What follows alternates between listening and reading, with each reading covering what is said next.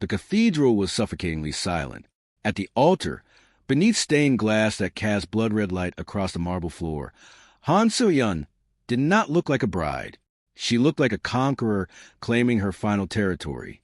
She leaned close, her breath warm against Tun's ear, and whispered the rules of their marriage.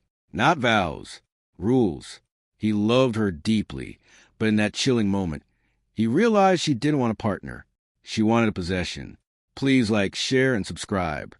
The organ music swelled, a heavy, mournful chord that vibrated through the soles of Tun's shoes. He forced his face into a mask of calm, though his pulse hammered against his collar. Seo-yeon stepped back, her ivory gown cascading like liquid silk. Her expression was flawless, a mask of cold elegance that had earned her the moniker the Iron Orchid. To the 300 guests filling the pews, she was a poised luxury fashion executive marrying the charming Nigerian businessman. Only Tun knew she was the apex predator of Seoul's underground. The priest cleared his throat, his voice trembling slightly as he addressed the groom. Tun Adeyemi, do you take Han Seo-yeon to be your lawfully wedded wife, to honor and protect for as long as you both shall live? Tun looked at the woman he had loved for 2 years. He remembered the night she had sat silently in his office, watching him work, her presence a heavy, comforting weight. He remembered the way she had shielded him from a rival syndicate in Busan without ever raising her voice. But he also remembered the rules she had just whispered. 1. You do not leave this house without my knowledge. 2. You do not speak to my enemies or anyone I deem a threat. 3. You belong to me in shadow and in light. Tun stepped toward the microphone. The room held its breath. I love you, Seo-yeon, he said, his deep voice echoing off the vaulted ceiling. He did not look at the priest. He looked only at her. But I am not your property. If these are your terms, we renegotiate now. In front of God and in front of your empire. A collective gasp rippled through the pews. Her head of security, a mountain of a man named Choi, took a half step forward, his hand twitching toward his jacket. Seo-yeon raised a single, gloved finger. Choi froze. For 10 agonizing seconds, the Iron Orchid did not move. Her dark eyes locked onto Tun's, searching for defiance, searching for weakness. She found neither. She found only the quiet, unbreakable dignity of a man who refused to be owned. Slowly, the corner of her mouth lifted. It was not a smile of warmth. It was a smile of a chess player who had just been handed a more interesting game. Accepted, she murmured into the microphone. Her voice was like crushed velvet over steel. I look forward to our negotiations, husband. The ceremony continued, but the air had changed. The romance had curdled into a battlefield. Minutes later, the reception began in the grand ballroom of the Han Group Tower. Crystal chandeliers cast fractured light over tables draped in black silk. Seo-yeon did not dance. She sat at the head table, a glass of untouched champagne before her, watching Tun navigate the room. Every time he spoke to a guest, her gaze tracked him. It was not the look of a bride admiring her groom. It was the look of a warden monitoring her most valuable prisoner. Tun felt her eyes on his back like a physical weight. He accepted congratulations from business partners, his smile tight. He knew what this was. This was her asserting dominance without raising her voice. She was letting him know that even in a room full of allies, he was never out of her sight. An hour into reception, an older man approached Tun, Mr. Park, a textile supplier who had once done business with Tun's family. Tun Sai, Park said, bowing slightly. Congratulations. Your father would be proud. Though, it is a shame what happened to his factory last year. A tragic fire. Tun's blood ran cold. His father's factory had burned down 6 months ago, plunging his family into crippling debt. It was the reason he had been in Seoul, the reason he had crossed paths with Seo-yeon. Before Tun could respond, a shadow fell over them. Seo-yeon stood beside him. She had moved without a sound. She placed her hand on Tun's forearm. Her grip was light, but her fingers pressed into a nerve cluster, a silent, bruising reminder of her control. Mr. Park, Seo-yeon said. Her tone was polite, but the temperature in the immediate vicinity seemed to drop 10 degrees. I was not aware you were invited. My husband does not discuss the past with strangers. It upsets him. Park paled. He bowed so low his nose nearly touched his knees. "My apologies, Madam Han. I spoke out of turn. Please forgive my ignorance." He scurried away into the crowd. Tun looked down at her hand on his arm. He did not pull away, but his jaw tightened. He was just making conversation. Seo-yeon. "He was fishing," she replied, her eyes scanning the room, never resting on him for more than a second. Men like Park smell blood. They wanted to see if you were weak, if you were broken by your family's ruin. "I am not broken," Tun said quietly. "I know," she whispered, finally turning her head to look at him. For a fraction of a second, the iron mask slipped. He saw something raw in her eyes, something almost like fear. "That is why I married you, because you are not broken, but the world will try to break you." Tun. "I will not let them." She leaned in, her lips brushing his ear. "Finish your rounds. Then we go home. Your new life begins tonight." That night, the penthouse was a fortress of glass and steel, perched above the glittering sprawl of Seoul. There was no romantic tension in the air, only the heavy, suffocating weight of inspection. Tun stood by the floor-to-ceiling window, looking out at the city. He heard the soft click of heels on marble. Seo-yeon approached, holding his phone in her hand. She had taken it from his jacket pocket while he was in the bathroom. "You have a message from your sister in Lagos," she said, her voice devoid of emotion. She tapped the screen. "She is asking for money." Again. Tun turned to face her. "She is my sister. I will send her what she needs." Seo-yeon walked past him, setting the phone on the glass coffee table. She did not look at him.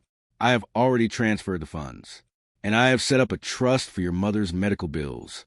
You will not need to worry about finances anymore." Tun felt a flash of anger. "You didn't ask me. You just took over."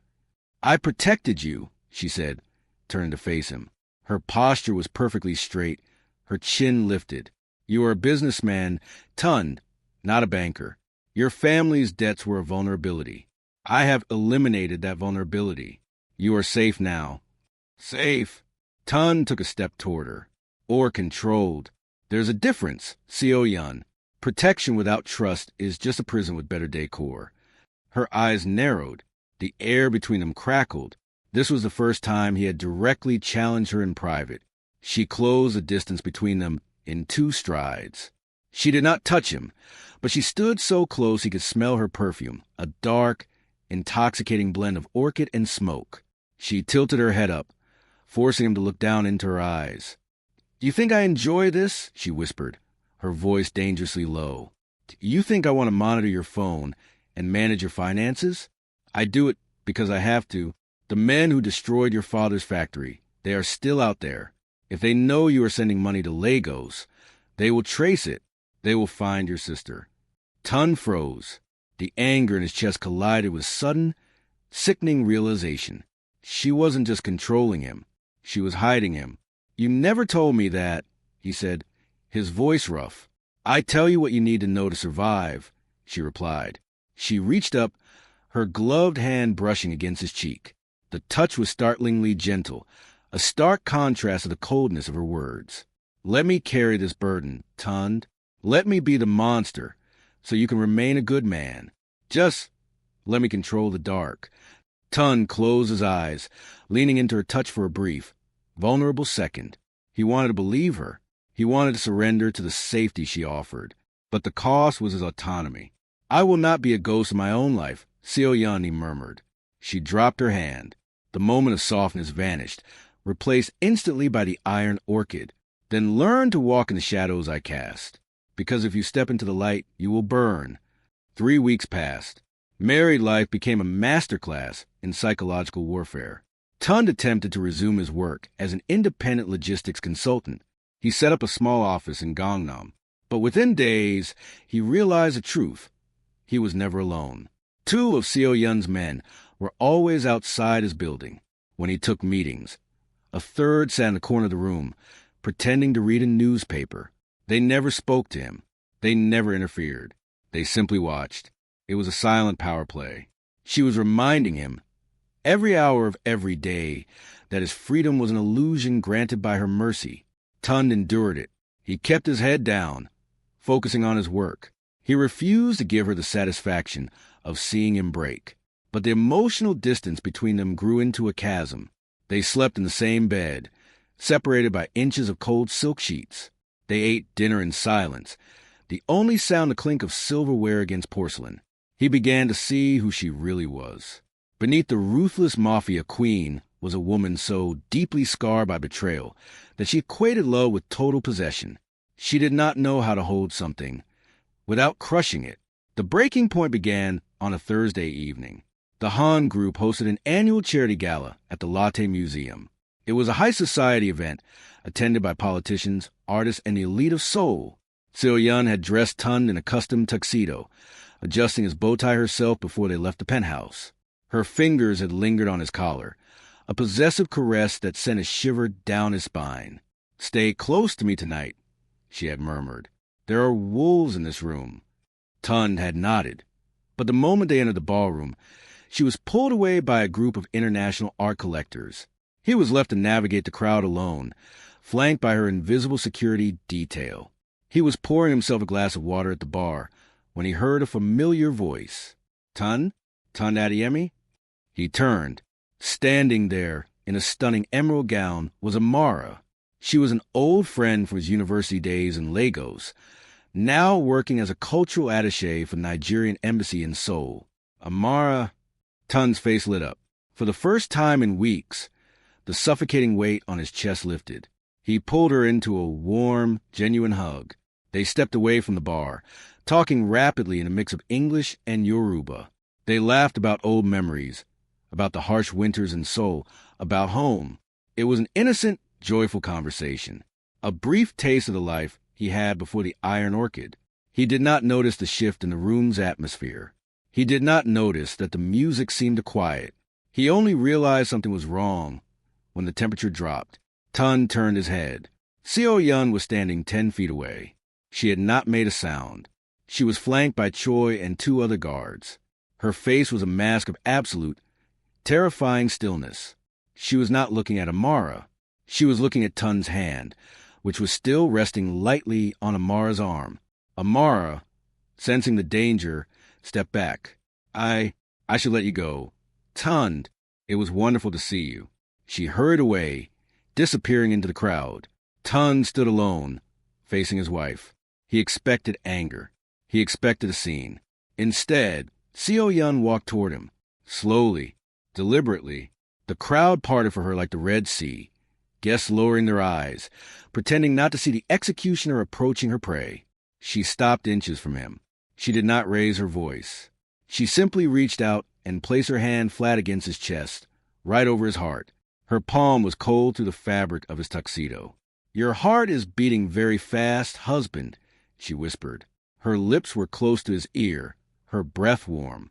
To anyone watching, it looked like an intimate moment between newlyweds. But Tun felt the threat in her touch. Her fingers pressed hard against his sternum, a silent promise of violence. "She is a friend from home," Tun said, keeping his voice low, refusing to cower. "We were just talking." "I know who she is," Seo-yeon replied. Her eyes flicked toward the exit where Amara had disappeared. The Nigerian embassy. A diplomat. Do you have any idea how easily a diplomat can be compromised? How easily she could be used to get to you? "She is not a threat, Seo-yeon." "Everyone is a threat," she hissed, her composure cracking for a fraction of a second. Her grip on his chest tightened, her nails digging in. "You think I enjoy watching you smile at another woman? You think I like the way you looked at her? Like you were breathing real air for the first time in weeks?" Tun's breath caught. She had seen it. She had seen his relief, his joy, and it had terrified her. "You are suffocating me," he said, his voice trembling with suppressed emotion. "I cannot breathe in this life you have built for me. If you love me, you have to trust me. You have to let me live." Seo-yeon stared at him. Her dark eyes were bottomless pits of obsession and fear. For a moment, he thought she might kiss him. He thought she might break down and admit she was afraid of losing him. Instead, she smoothed the lapel of his tuxedo. Her touch was agonizingly gentle. "Finish your water, Tun," she said softly. "We are leaving."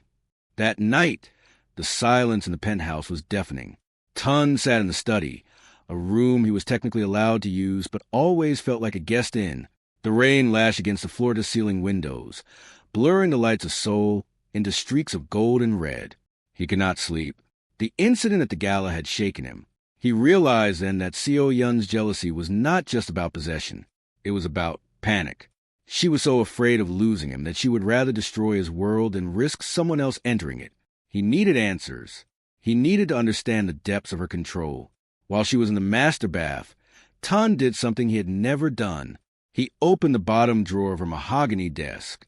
He knew the passcode. He had watched her type it months ago. Inside, there were no weapons, no ledgers of illegal shipments. There was a single manila folder. Tun pulled it out, his hands trembling. He opened it under the dim light of the desk lamp. The first document was a bank transfer, dated 6 months ago, the day his father's factory burned down. He read the lines, his breath catching in his throat. The fire had not been an accident. The insurance payout had been blocked by a shell company registered to the Han Group. He flipped to the next page. It was a loan agreement, his father's desperate, high-interest loan to rebuild the factory. The lender? Another Han Group shell company. The final document was a contract that transferred the debt of the Adeyemi family to Han So-yeon personally in exchange for Tun's vision blurred, in exchange for Tun Adeyemi's hand in marriage. She hadn't saved his family. She had orchestrated their ruin. She had burned his father's livelihood to ground, starved him of insurance, and then offered herself as the only lifeline. She had bought his debts to own him. The door to the study clicked open. Tun did not turn around. He held the folder in his hands, the papers trembling as the truth settled into his bones like ice. Seo-yeon stood in the doorway. She was wearing a silk robe, her hair damp from the shower.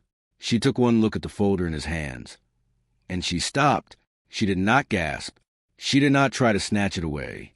She simply closed the door behind her and locked it. "How long?" Tun asked. His voice was unrecognizable. It was hollow, stripped of all the warmth he had once held for her. Seo-yeon walked into the room. She did not turn on the main lights. She stood in the shadows, her face obscured. "Since the day I saw you in Busan," she said quietly, "you were so bright, so unbroken. I knew the world would eat you alive. I had to bring you into my world before someone else destroyed you. You didn't protect me," Tun whispered. He turned to face her, tears streaming down his face. "You broke them. You broke my father. You starved my mother. You built a cage out of my family's bones and called it love." "I did what was necessary," she said. Her voice was steady, but Tun could see her hands clench into fists at her sides. "If I hadn't done it, the Viper Syndicate would have. At least this way you are safe. At least this way you are mine. Yours." Tun spat the word like poison. He threw the folder onto the desk. The papers scattered across the polish were like dead leaves. "I am not a thing to be acquired, Seo-yeon. I am a man, and you are not a savior. You are a monster." The word hung in the air, heavy and final. Monster. It was the one word she had spent her entire life trying to outrun. The one word she had tried to bury beneath luxury fashion shows and art auctions. Seo-yeon went terrifyingly still. The raw, vulnerable fear that sometimes flickered in her eyes vanished. The iron mask slammed down, thicker and colder than ever before. If he saw her as a monster, she would not beg for his forgiveness. She would be the monster he accused her of being. She walked to the desk. She did not look at the scattered papers. She looked only at him. "You want freedom, Tun?" she asked. Her voice was no longer a whisper. It was the voice of the Iron Orchid. It echoed with the absolute, chilling authority of a queen passing sentence. Tun stood his ground, his chest heaving. "Yes." Seo-yeon reached into the pocket of her robe. She pulled out her phone. She did not look at the screen. She dialed a single number and put it on speaker. "Choi," she said. "Yes, madam." The head of security's voice crackled through the speaker. "Escort Mr. Adeyemi out of the building," she ordered. Her tone was flat, devoid of any human emotion. "Change the locks on the penthouse. Revoke his access codes. He is no longer under my protection." Tun froze. "What are you doing?" Seo-yeon finally looked at him. Her eyes were dead. You call me a monster. Monsters do not protect. Monsters devour. If you are not mine, Tund, then you are nothing to me. You want to be a free man? Fine. You are free. Seo-yeon, you can't. Tund said, panic finally piercing through his anger. The Viper Syndicate. The men who wanted my family's debt. If I leave your protection, then you will face them, she interrupted. Her voice was like ice. You wanted to live in the light. Husband, the light is very bright, and it casts very dark shadows. She pressed a button to end the call. Minutes later, Choi arrived at the door. He did not look at Tund with pity. He looked at him as a stranger. 2 other guards flanked him. Tund did not fight. He could not. The betrayal was too absolute. He had questioned her authority on their wedding day, and now she had answered. She had not killed him. She had done something far more cruel. She had withdrawn her shield. He walked out of the penthouse, down the private elevator, and out into the Seoul night. The rain was torrential, soaking through his tuxedo in seconds. He had no umbrella. He had no phone. She had kept it. He had no money. She controlled the accounts. He stood on the sidewalk, shivering, a free man in a city that wanted him dead. High above, in the penthouse study, Seo-yeon stood at the window. She watched his small, dark figure disappear into the rain. For the first time in her life, the iron orchid's hand trembled. She pressed her palm against the cold glass, her breath fogging the window. She had won. She had maintained her control. She had not begged, but as she watched him walk into the dark, a single, traitorous tear cut through the perfect makeup on her cheek. She had protected herself from betrayal by destroying the only real thing she had ever loved. Inside the silent penthouse, the phone on the desk began to ring. Seo-yeon did not move. She let it ring, but she knew who it was. It was the Viper of Busan. He had been waiting for this moment. He knew Tund was no longer under the Iron Orchid's protection. The phone stopped ringing. A voicemail notification chimed. Seo-yeon finally turned. She walked to the desk and pressed play. The voice that filled the room was a raspy, venomous whisper. He's on the street now, Iron Orchid. He's yours no longer. That means he's mine. I'll have his head by morning. Thank you for the gift. Seo-yeon stared at the phone. The silence in the room was no longer controlled. It was the silence of a world collapsing. She had ended them. Now, she would have to watch him die. Seo-yeon stared at the phone until the screen dimmed. The city outside glittered like a blade. The voicemail sat in the air like poison, and for the first time in years, her control did not feel like armor. It felt like a coffin. She had pushed him out with her own hands. Now the world would punish him for it. She reached for the folder on the desk. Papers lay scattered, exposing the ugliest parts of her strategy. She gathered them with precise fingers, but the precision did not calm her. Her throat tightened. A quiet knock came from the study door. Choi's voice careful. Madam, your orders. Seo-yeon held the phone to her ear again, replayed the whisper one more time, and then set it down. No one touches him, she said. Not even us. Choi hesitated.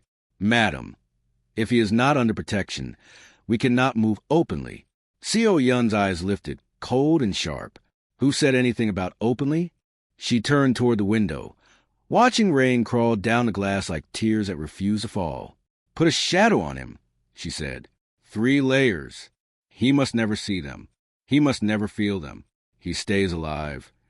Choi exhaled once, relieved to receive something he could execute. Yes, madam. The door closed. The penthouse became silent again.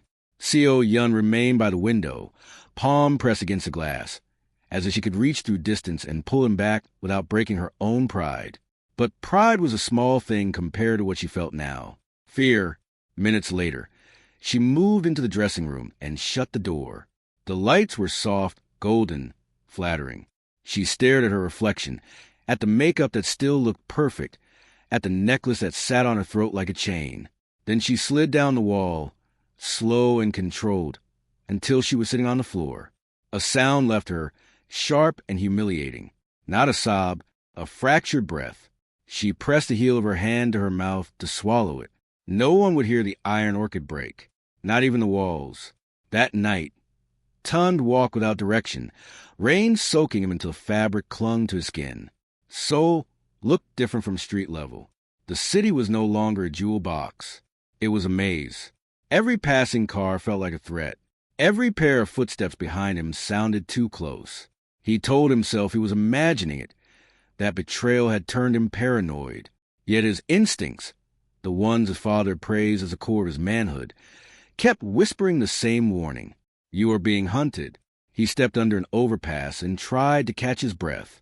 His hands shook, not from cold, but from the shock that split his life in half. He thought of his father, proud and stubborn. He thought of his mother's voice on the phone, soft with worry. He thought of his sister begging for money, not knowing the trap around them. And he thought of Seo-yeon, the woman he loved, the woman who had engineered his desperation like a business deal. He pressed his forehead against the damp concrete pillar and closed his eyes. He did not want revenge. He wanted the truth to stop burning. A figure appeared at the edge of the overpass. A man, average height, cap pulled low. Tund stiffened. The man did not approach. He raised his phone, pretended to take a call, and turned away. Another figure crossed the street, then stopped beside a parked car, as if waiting for a ride. Tund's heart kicked hard. 2. He turned his head slightly and saw a third near the convenience store entrance, pretending to browse umbrellas. 3. They were not subtle enough to be ordinary pedestrians, but they were not moving like killers either. Tund's stomach twisted. Seo-yeon shadows. Even after ending him, she was still watching. He stepped out of the overpass and walked faster, anger giving him warmth. If she wanted to observe his pain, she would not get the satisfaction of seeing him fall. But he needed a phone. He needed a safe place. He needed someone not owned by her. His mind went to one name, Amara. An hour later, Tund stood at the Nigerian embassy gate, rain dripping from his hair onto the polished stone. The guard at the entrance looked him up and down, confusion flickering. "Tund Adeyemi?" the guard asked, recognizing him from some social event. "Yes," Tund replied, voice steady through sheer effort. "I need to speak with Amara Okafor. It is urgent." The guard picked up the intercom. While waiting, Tund kept his face neutral, but his eyes scanned the street. He did not see the 3 shadows now. That scared him more than seeing them. A side door opened. Amara appeared, wrapped in a coat, her brows drawn tight with concern. "Tund," she said, stepping into the rain to reach him. "What happened? You left the gala like someone was dying." He met her gaze. The warmth in her eyes almost broke him. "I need help," he said, "and I need it quietly." Amara's attention sharpened. She did not ask for gossip. She asked for facts. "Come inside," she said. Minutes later, Tund sat in a small visitor room with plain walls and a humming heater. Amara placed a towel in his hands, then sat across from him with a notebook she did not open. She studied his face. "Tell me the truth," she said. "Are you in danger?" Tund let out a breath that felt like a confession. "Yes." Amara's voice lowered. "From who?" Tund hesitated. Saying the name felt like dragging a knife across his own chest. "Han Seo-yeon," he said finally, "and from the enemies she kept for me." Amara's eyes widened, then narrowed in careful calculation. "The fashion executive?" Tund gave a short, bitter laugh. "That is the mask." He told her enough to make it real. The rules at the wedding, the control, the documents, the ending. Amara listened without interrupting, her expression hardening with every sentence. When he finished, she sat back and exhaled slowly. "That woman is powerful," Amara said, "powerful enough that even diplomats pretend not to see her." Tund nodded once. "I loved her anyway." Amara's gaze softened for a moment. "Love does not cancel danger." "I know," Tund replied. "I just need time. I need a phone. I need to contact Lagos. And I need to disappear for a while." Amara stood decisive. "You will stay in a secure guest apartment we maintain for visiting staff. It is not on public records. And Tund, listen to me carefully." She leaned in. "If she truly ended you, then her enemies will move fast. You cannot walk around this city like you are invisible. You are visible now. Tun's jaw tightened. I will not run forever. Amara gave him a look that was half pity, half respect. Then survive long enough to choose your battle. That same night, Seo-yun sat in a private room beneath a high-end restaurant in Cheongdam. The entrance was behind a mirrored wall. No sign, no staff with names. Just silence and loyalty bought with fear. Across the table sat Jang Do-hyun. They called him Viper because he rarely raised his voice. He only struck. He wore a simple suit and an expression that suggested boredom. His eyes, however, were hungry. So, Do-hyun said, swirling his drink, the iron orchid has finally lost control of her favorite toy. Seo-yun's face remained smooth. You called to gloat. Do-hyun smiled faintly. I called to collect. That Nigerian man cost me money. He cost me leverage. I want compensation. You will not touch him, Seo-yun replied, voice flat. Do-hyun leaned forward slightly, enjoying the tension. What will you do, Seo-yun? Kill me? In my own city? With my men in every corner? Seo-yun's gaze did not flicker. I will dismantle you. Do-hyun chuckled. You are sentimental. That is your weakness. You protect him even after you threw him away. Her fingers tightened around her glass. Name your price. Do-hyun's smile sharpened. Not money. Power. I want your Incheon route. I want your art shipping pipeline. I want the thing that makes you untouchable. Seo-yun's silence deepened. Around them, her guard stiffened. Do-hyun watched her like a man watching a door crack open. Give it to me, and I will let him live. Seo-yun set her glass down carefully. The sound was soft, but it landed like a gavel. You misunderstand, she said. You do not get a bargain with me using him. Do-hyun's eyes narrowed. Then I will take him. Tonight. Seo-yun leaned forward. Her voice dropped, intimate, dangerous. If you step toward him, she said, I will burn Busan so clean that your grandchildren will inherit ash. Do-hyun held her gaze, then smiled again as if delighted. There she is, he murmured. The monster you pretend not to be. Seo-yun's eyes did not blink. I am not pretending anymore. She stood. Her silk dress moved like water, but her presence was stone. This meeting is over, she said. If he dies, you die, and your men will die next. Slowly. Do-hyun watched her go, expression unreadable. When she reached the door, his voice followed her, lazy and sharp. I already sent people, he said, just in case you said no. Seo-yun stopped. For one fraction of a second, something human crossed her face. Then she turned her head slightly, voice quiet. Then you just declared war. She walked out without another word. Outside in the car, Choi's phone rang. Choi listened, then looked at Seo-yun in the rear seat. Madam, our shadow team reports movement near the Nigerian embassy guest apartments. Unknown man. 4. Possibly Viper. Seo-yun's eyes went cold. She did not say, bring him back. She did not say, lock him up. She said the only thing that mattered. Stop them, she ordered. No gunfire near the embassy. Clean. Choi nodded and spoke into his phone.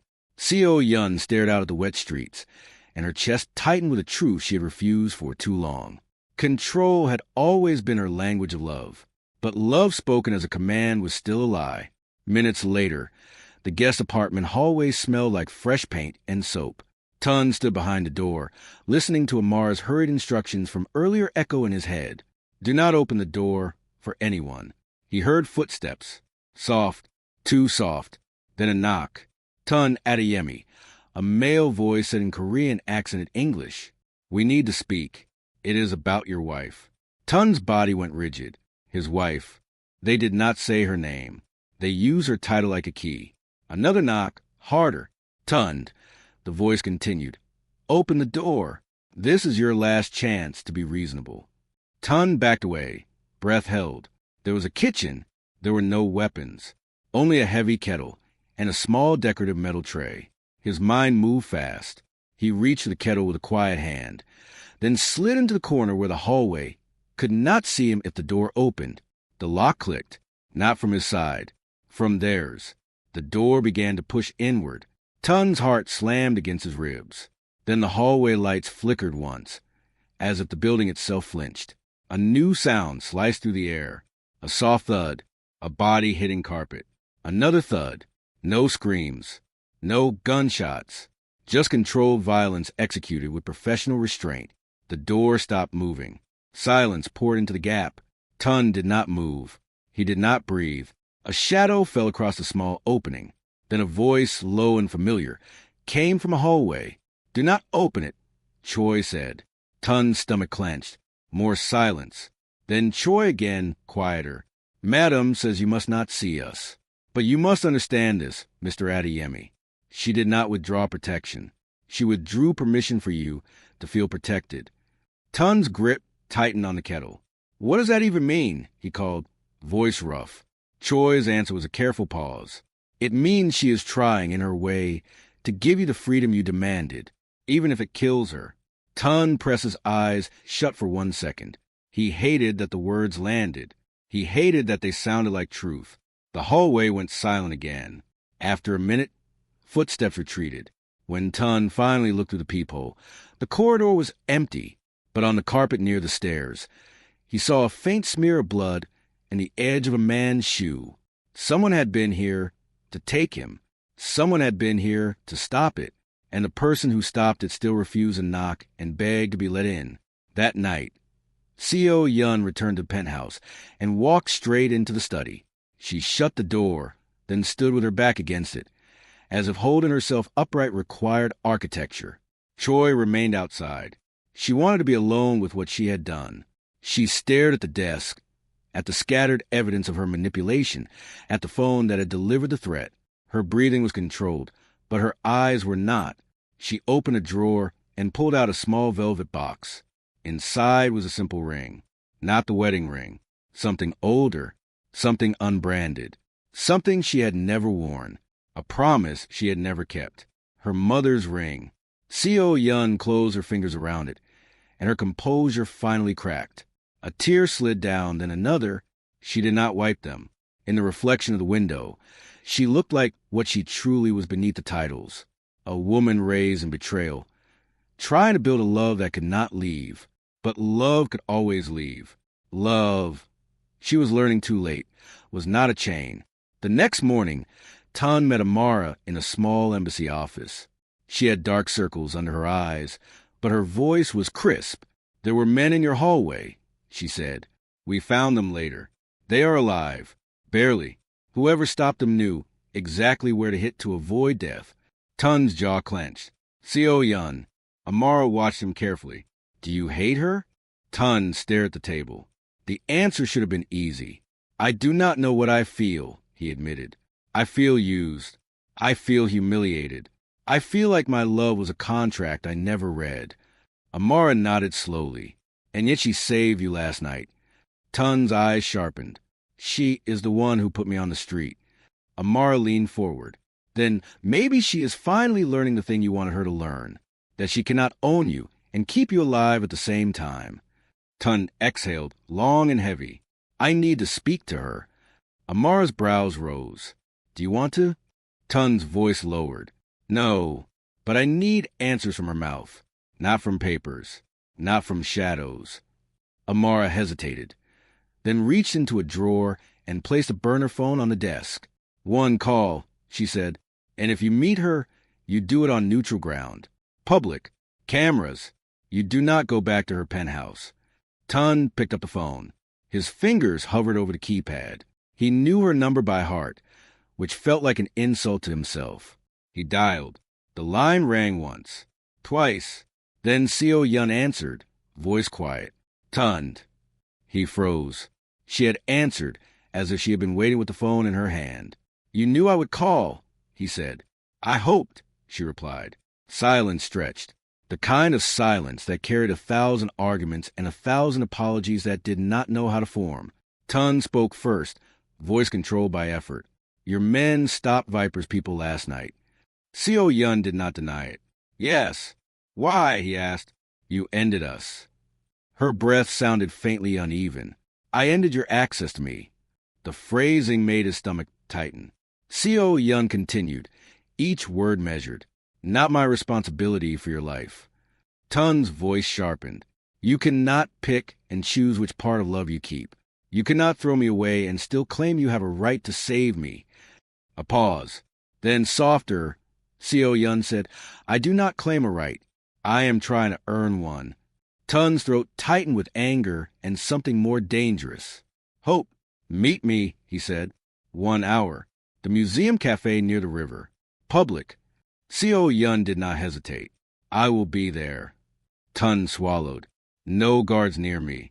If I see them, I leave. A longer pause this time. Then Seo-yun replied, You will not see them. The call ended. Tun stared at the phone as if it had burned him. Amara watched him. You are really going. Tun nodded once. I need to look in her eyes. If she lies, I will know. Amara's voice was gentle but firm. And if she tells the truth? Tun stared out the window at Seoul's pale daylight. Then I will have to decide what kind of man I am. 1 hour later, the museum cafe smelled like roasted beans and polished wood. Glass walls opened to a view of the river, gray and moving, like a mind trying to let go. Tun arrived first and chose a table near the window. He sat with straight posture, hands folded. He did not fidget. He would not look like prey.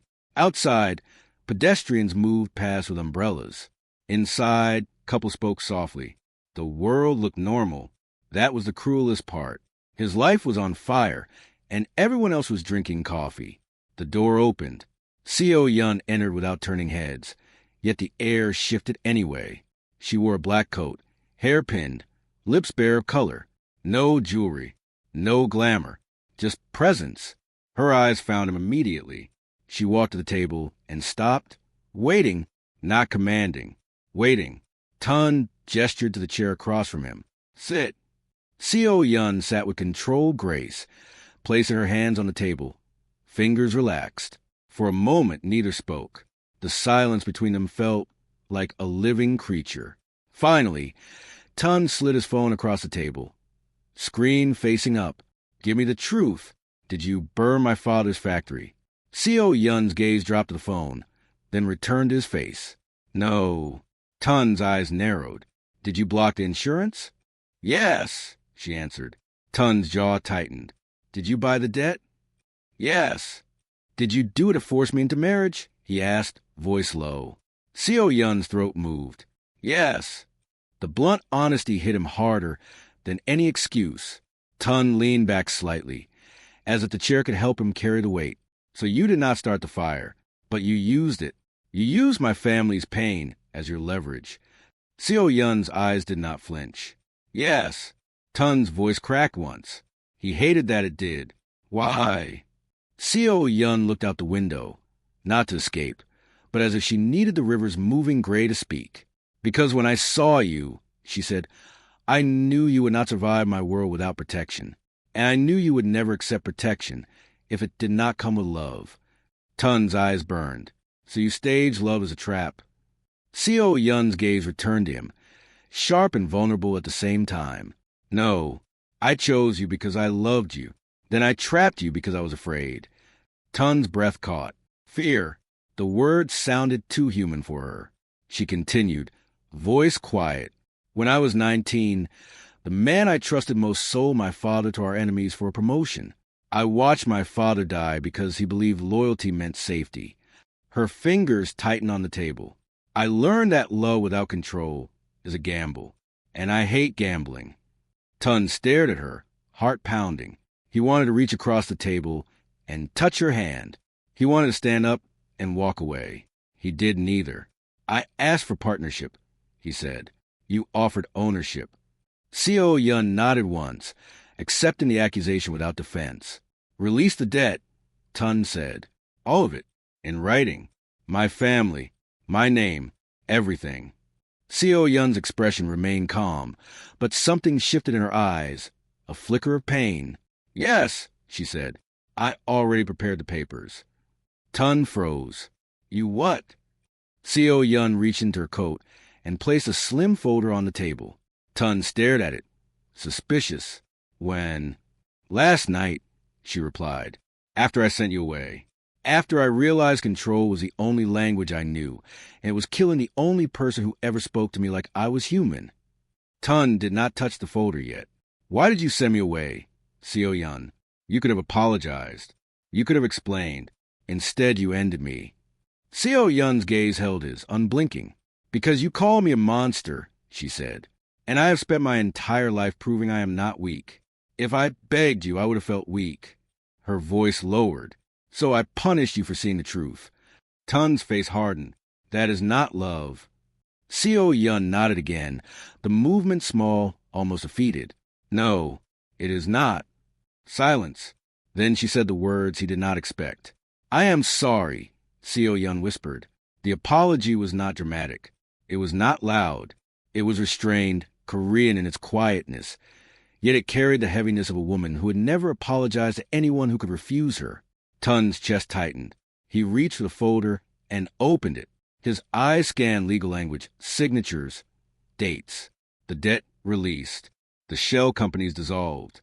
The lien removed. His family free. His throat closed. He looked up. Why now? Seo-yun's voice was steady, but her eyes were not. Because if you die because of my pride, I will not survive it. Tun's stomach dropped. Viper? Seo-yun's jaw tightened. Yes. Tun leaned forward, voice urgent. Then we are not done talking. We are in danger. Seo-yun's gaze sharpened. I know. Then why meet me here? He demanded. Seo-yun's voice lowered. Because I needed you to see the truth on my face before the war starts. Tun stared at her. This was the woman who commanded rooms without raising her voice. And she was sitting across from him, choosing honesty over advantage. It terrified him more than her coldness ever had. Outside, a black car slowed near the museum entrance. Seo-yun's eyes flicked toward it, a small movement that Tun caught. Her hand moved under the table, subtle. Tun's pulse spiked. Seo-yun. She did not answer him. She rose, smooth and controlled. Tun, she said quietly, do not move. He stood too, anger flashing. Do not command me. Seo-yun's gaze snapped to his, and the iron returned for one dangerous second. This is not about power, she said. This is about survival. Two men entered the cafe. They looked ordinary. Clean coats, calm faces, but their eyes were wrong. Empty. Viper's men. They walked toward the counter, as if ordering coffee. Seo-yun stepped closer to Tun, placing herself between him and them. A non-violent dominance, protective and possessive at once. Her voice was barely audible. Do not run. If you run, they chase. If you stay, they hesitate. They do not want cameras. Tun's jaw clenched. He hated that her strategy made sense. The men at the counter glanced toward them. Seo-yun's posture did not change. She turned her head slightly, speaking to Tun with the softness of a wife and the precision of a general. When I tell you to walk, you walk, she said. You do not look back. Tun whispered. You ended me. Seo-yun's eyes flashed with pain. Yes. Tun's voice shook. Then why are you protecting me now? Seo-yun swallowed. Because ending us did not end my love. One of the men moved, hand sliding into his coat pocket. Seo-yun's hand rose, not holding a weapon, just lifting as if adjusting her hair. A signal. Across the street, a pedestrian stopped. Another paused near a bike rack. The shadows. They moved without looking like they moved. The man's hand froze inside his pocket. He glanced around, suddenly aware that the room had teeth. Seo-yun's voice remained calm. Walk, she said. Tun's body resisted the command on principle, but his mind understood the stakes. He walked with her toward the exit. At the door, Seo-yun leaned close, her lips near his ear. If I die tonight, she whispered, promise me you will go home to Lagos. Promise me you will live. Tun stopped walking. He turned to face her in the doorway, rained light on the glass behind them. His voice was low and fierce. Do not speak like you can die, and I will just continue breathing. You do not get to ruin my life and then become a tragic memory. Seo-yun's eyes widened slightly. He had never spoken to her like this outside of anger. Now it sounded like devotion. For a moment, she looked like she might reach for him. Instead, she stepped back, creating distance she could control. "Get in the car," she said. Tun's face hardened. "No." Seo Yun's gaze sharpened. "Tund." He shook his head once. "I will not be carried like luggage." The tension between them tightened like wire.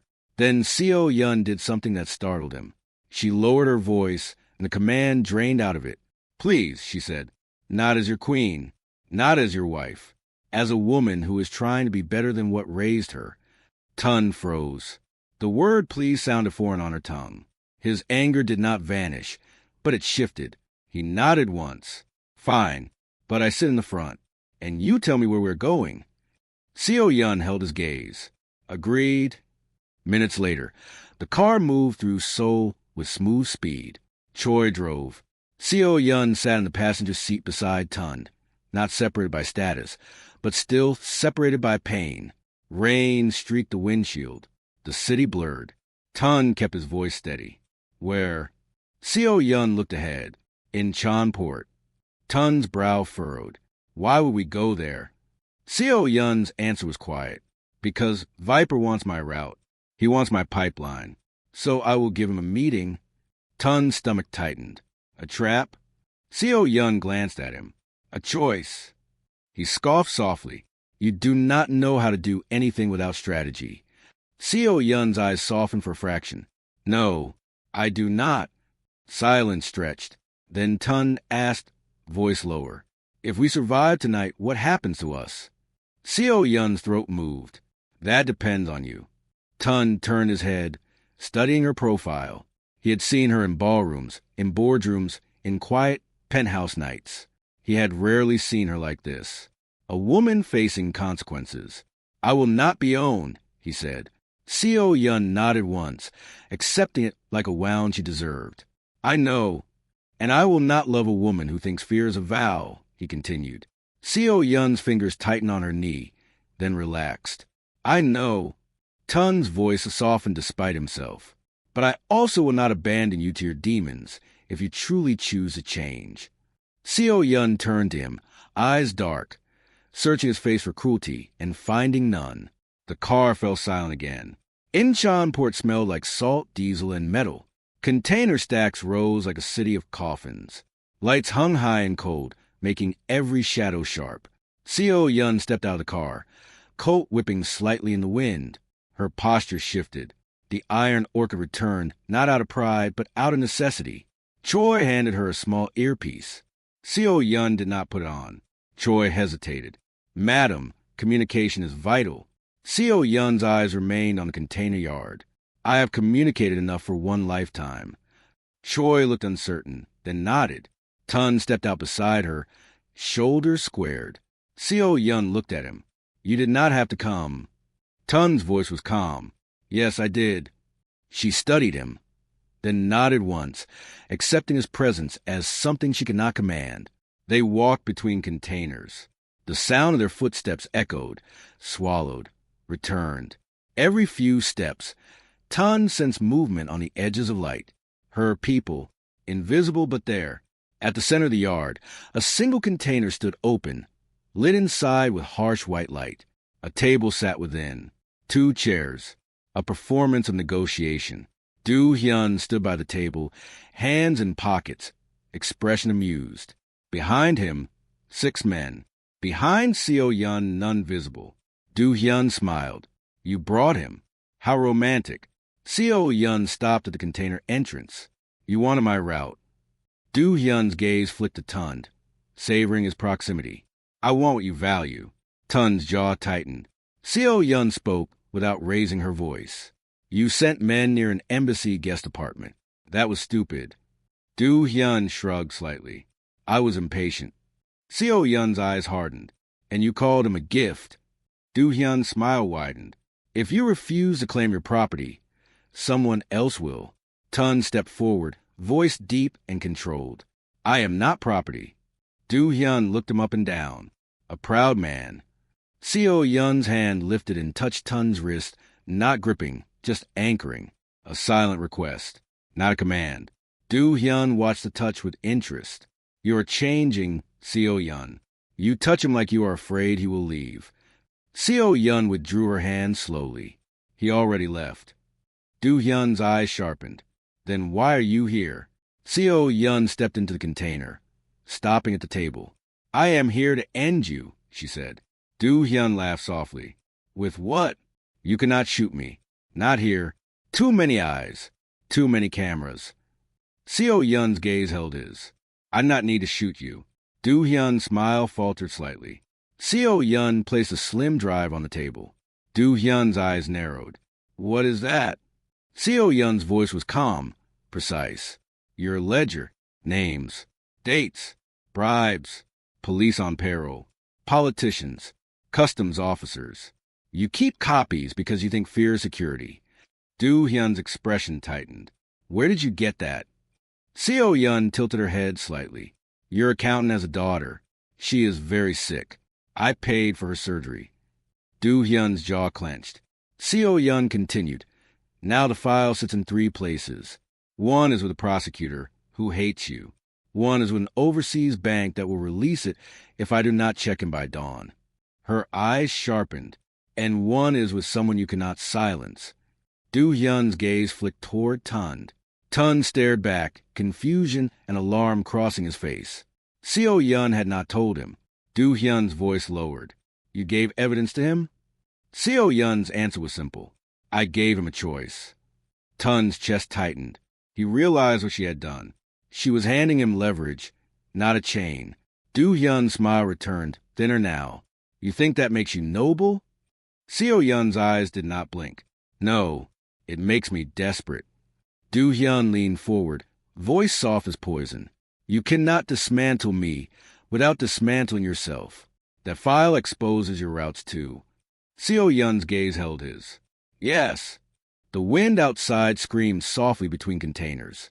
Tund's breath caught. Seo-yun, he said low, you will burn your own empire. Seo-yun did not look at him yet. I already did. The moment I decided he was more important. Do-hyun's eyes narrowed, anger rising. You are choosing him over power. Seo-yun finally turned her head slightly toward Tund. Her eyes were dark, intense, and for a second unguarded.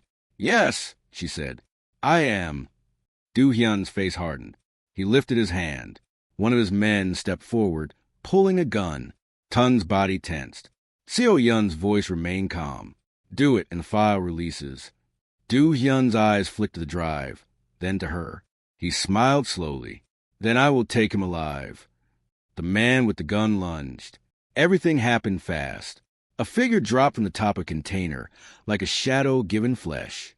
Another appeared from behind a stack. Hands struck pressure points. Wrists twisted. A gun clattered to the ground. No screams. Just the brutal efficiency of Seo-yun's world. Do-hyun stepped back, eyes flashing. Tund moved instinctively, grabbing the edge of the table as chaos surged around them. Seo-yun grabbed Tund's hand. This time her grip was firm. Not ownership. Protection. Move, she said. They ran out of the container, into the open yard. Wind slammed into them. Lights burned above. Behind them, Do-hyun shouted orders. Seo-yun pulled Tund behind a container corner, pressing him against the cold metal. Her body shielded his, close enough that he could feel her breath. Her eyes scanned the yard, calculating. Tund's voice shook with anger and fear. You did not tell me you gave me evidence. Seo-yun looked at him, jaw tight, because you would have refused. You are still deciding for me, he snapped. Seo-yun's eyes flashed. I am trying to keep you alive. Tund's voice lowered, fierce. And I am trying to keep my soul. For a moment, they stared at each other in that narrow pocket of shadow. The container wall cold at Tund's back, the sea wind biting. Seo-yun's chest rose and fell once, controlled. Then she did something that felt like a surrender. She loosened her grip on his wrist. You are right, she said, voice low. I am still doing it. I am still controlling. A gunshot cracked in the distance. Seo-yun flinched, then steadied. She leaned closer, forehead nearly touching his. If you want to leave me, she whispered, leave after tonight. But do not leave before we finish this. Tund's breath caught. Her eyes held something he had begged for since the wedding. Not dominance. Need. Tund swallowed. We finish it. Seo-yun nodded once. A shout sounded to their left. Choi appeared, blood on his sleeve, eyes sharp. "Madam, Viper is moving toward the south gate with 2 men. He is trying to escape." Seo-yun's gaze hardened. Tun stepped forward. If he escapes, he hunts again. Seo-yun looked at Tun for one long second. Then she made a decision that proved everything. "Stay with Choi," she ordered, then corrected herself instantly, voice softer. "Stay, please. It is safer." Tun's eyes narrowed. "And you?" Seo-yun's voice was quiet. "I end this." Tun grabbed her wrist as she turned, not to restrain her, to anchor her. "Seo-yun," he said, "do not do this alone." She looked back at him, surprised. He continued, voice steady. "You always carry everything alone. That is why you crush what you love. Let someone carry something with you." Seo-yun's throat moved. A flicker of emotion rose. Then she swallowed it down. "Fine," she said. "Then do exactly what I say." Tun's mouth tightened. "We negotiate later." Seo-yun's eyes sharpened, almost a smile. "We will." They moved through containers, staying in shadows. Do-hyun appeared near a parked truck, moving fast, face tight with rage. He saw them and froze, then laughed. "You brought him into war," he called. "You are worse than I thought." Seo-yun stepped forward, voice like ice. "I did not bring him. He came." Do-hyun's gaze flicked to Tun. "Why would you come back to her, after what she did to your family?" Tun's voice was deep and clear. "Because if I let hate drive me, then she wins twice. Once by manipulating me, and again by breaking who I am." Do-hyun's smile turned cruel. "So you will forgive her?" Tun's eyes stayed on Seo-yun for one heartbeat, then returned to Do-hyun. "No, not yet." Seo-yun's breath caught the honesty, and something in her face softened anyway. Do-hyun's gaze hardened. "Then I will kill you both and let forgiveness be irrelevant." He lifted a gun. A shot rang out. Seo-yun shoved Tun sideways. The bullet struck the container behind them, sparks flying. Tun hit the ground hard, shoulder slamming metal. Seo-yun moved like a blade, closing distance, striking Do-hyun's gun arm with a precise blow. The gun flew. Do-hyun lunged at her. They grappled, bodies twisting, breath harsh in the cold air. Seo-yun's expression remained controlled, but her eyes burned. Do-hyun hissed, "You cannot beat me without becoming me." Seo-yun's voice was low. "I became you when I was 19. I am trying to become something else." She drove her knee into his leg, forcing him down. Do-hyun reached into his coat for another weapon. Tun surged forward. He grabbed Do-hyun's wrist and slammed it into the container wall, hard enough to make the weapon clatter out. Do-hyun stared up at Tun, shocked. Tun's voice was quiet and lethal. "I am not your kind of man." He stepped back. Seo-yun picked up a zip tie from Choi's hand as Choi arrived, breathing hard. In seconds, Do-hyun's hands were restrained. He laughed even as he struggled. "You think this ends it? The underground will not die because you want to be in love." Seo-yun crouched to meet his eyes. Her voice was soft, and that softness was more frightening than shouting. "I do not need the underground to die," she said. "I only need you to disappear." Do-hyun's smile faltered. Seo-yun rose and turned to Choi. "Deliver him," she said, to the prosecutor. Choi hesitated. "Madam, that will expose us." Seo-yun's gaze sharpened. "Yes." Choi swallowed. "Understood." Do-hyun's laughter turned into a snarl. "You are sacrificing yourself." Seo-yun did not look at him again. She turned toward Tun. In the harsh port lights, her face looked pale, older, human. Tun stared at her. "You are really burning it down." Seo-yun nodded once. "I am tired." Tun's voice was rough. "And after? Prison? Death? Revenge from your own people?" Seo-yun's lips parted, then closed. For a moment, she looked like she did not know how to answer. Then she said, "After you live." Tun's eyes burned. "And you?" Seo-yun's gaze held his, steady and quiet. "I will accept whatever consequence I owe. For your father. For your family. For you." The words hit him harder than her rules ever had. Tun stepped closer, close enough that the wind could not fully separate them. His voice lowered. Do you know what consequences I want? Seo Yun's eyes searched his. Tell me. Tun's jaw tightened. Equality. Seo Yun's breath caught. He continued. Truth. No more shadows between us. No more contracts disguised as love. Seo Yun nodded once. Yes. Tun watched her face for the smallest sign of manipulation. He found none, only fear and a fragile, stubborn willingness. Tun's voice softened despite everything. Then come back with me. Not to your penthouse. Not to your throne. Come back to something real. Seo Yun's eyes shimmered, and she blinked once. Slow. She stepped closer.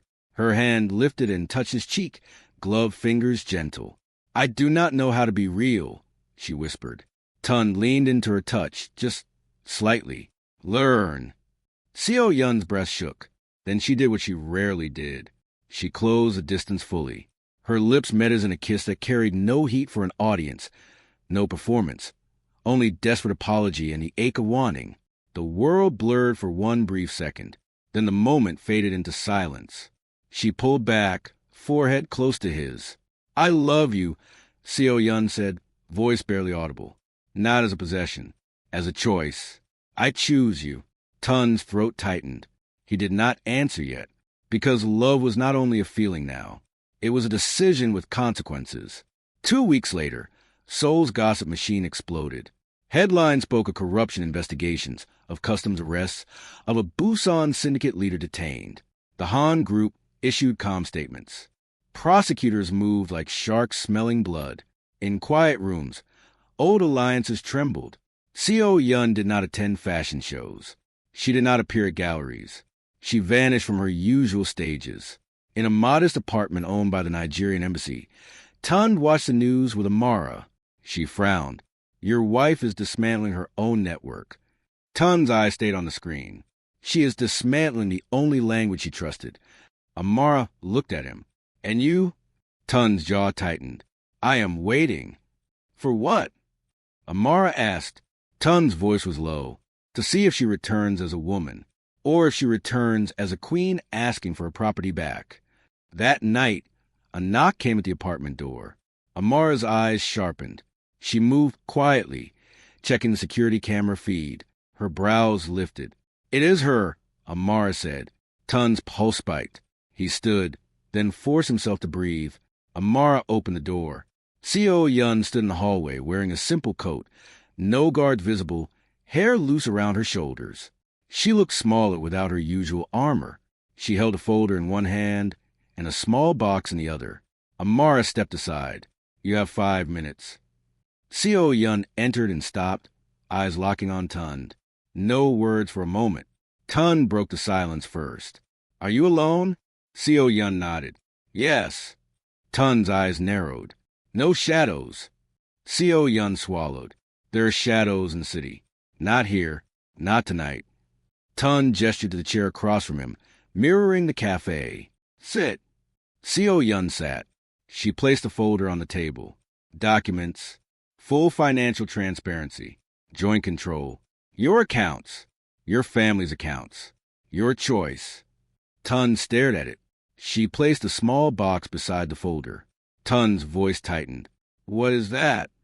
Seo Yun opened it. Inside lay her mother's ring. Seo Yun's voice was quiet. This was the only thing my mother left me that was not fear. I kept it hidden because it reminded me that love can be gentle. She slid the box forward. I want you to have it, she said. Not as a claim. As a promise that I will not use love as a weapon again. Tun's throat tightened. Why would you trust me with something that matters? Seo Yun's eyes shimmered.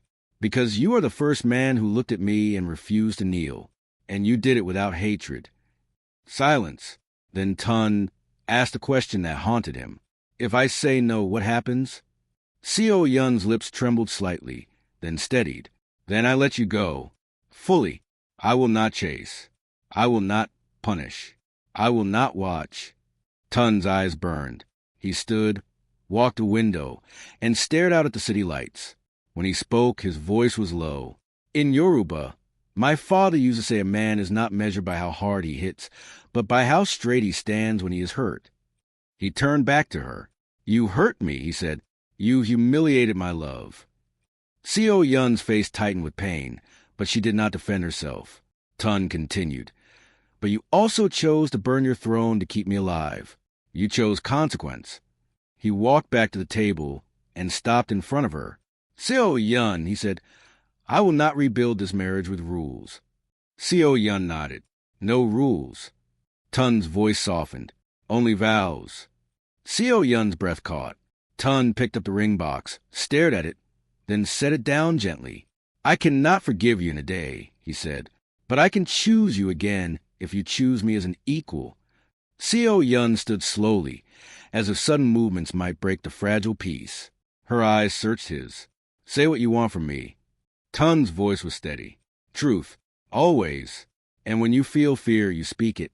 You do not turn it into a cage. Seo Yun nodded once. Yes. Tun's throat tightened. And I want you to let me protect you sometimes. Not with violence. With presence. Seo Yun's eyes shimmered. I do not know how to be protected. Tun's gaze softened. Then we learn together. Seo Yun stepped closer. Her hand lifted, hesitated, then touched his chest lightly, as if asking permission. Tun did not move away. Seo Yun's voice broke just slightly. I love you, she said. I have loved you in the wrong way, but it was never fake. Tun stared at her, and the confession finally rose from the place he had tried to bury it. I love you too, he said. Clear, spoken, unavoidable. That is why your control felt like a betrayal. Because I was not playing. I was building. Seo Yun's eyes spilled one tear. She did not wipe it. Tun reached up and wiped it for her, thumb gentle. Come back, he said. Not to the penthouse. To the marriage. Seo Yun's breath shook. Yes, she whispered. 1 month later, they returned to the cathedral. Not for an audience. Not for power. Just for vows. The stained glass still painted the marble floor with red and gold, but the silence felt different now. It was no longer a threat. It was a witness. Amara sat in the back pew, arms folded, watching like a guard who finally respected the man she was protecting. Choi stood outside the doors, not as a prison warden, but as security for a woman who had chosen to step into a life without hiding behind fear. Tun faced Seo Yun at the altar. She wore a simple cream dress. No crown, no sharp glamour, only a woman standing in consequence. The priest asked softly, Do you come here freely? Seo Yun answered, voice steady. Yes. Tun's eyes held hers. He spoke first. I will not promise to obey you, he said quietly. I will promise to stand with you. I will speak truth even when it shakes us. I will not disappear inside your shadow, and I will not abandon you when your past rises. Seo Yun's lips trembled, then steadied. Her turn. I will not write rules for your life, she said, voice clear in the quiet cathedral. I will ask. I will listen. I will trust, even when fear screams at me to control. She inhaled, and the next words were the real vow. I will love you without trying to own you, Seo Yun said. And I will let you love me without punishing you for it. Tun's throat tightened. He stepped closer, close enough that the world could not fit between them. And I will love you, he said, voice low, without worshiping your power. I will love you as Han Seo Yun, the woman, not the empire. Seo Yun's eyes filled again, but this time the tears looked like release, not weakness.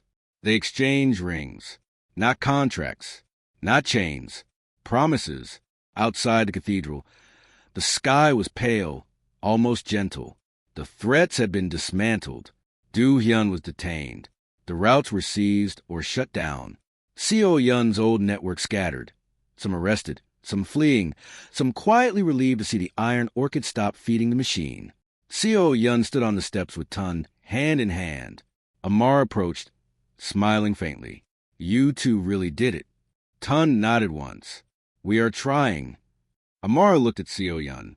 Do not break him again. Seo Yun's gaze held Amara's without offense.